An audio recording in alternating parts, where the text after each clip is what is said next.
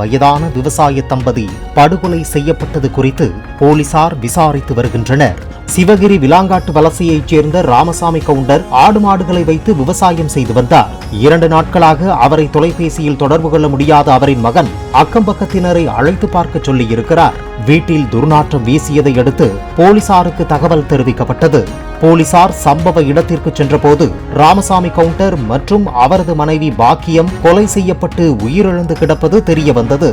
படுகொலை நடந்த இடத்தில் SP சுஜாதா நேரில் விசாரணை மேற்கொண்டார். கொலைக்கு காரணம் என்ன என தடயங்களை சேகரிக்கும் பணி நடைபெற்று வருகிறது. பல்லடம் பகுதியில் நடைபெற்ற மூவர் கொலை சம்பவம் போல தோட்டத்து வீட்டில் இந்த இரட்டை கொலை நடந்துள்ளது.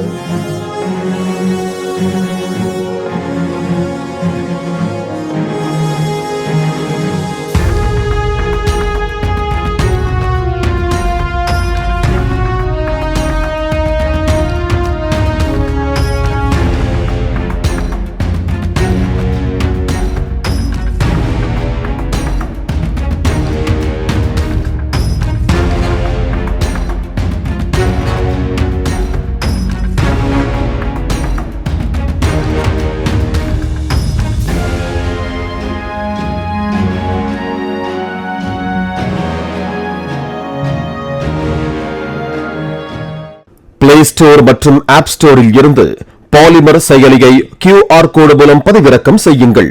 செய்திகளை உடனுக்குடன் பெறுங்கள்.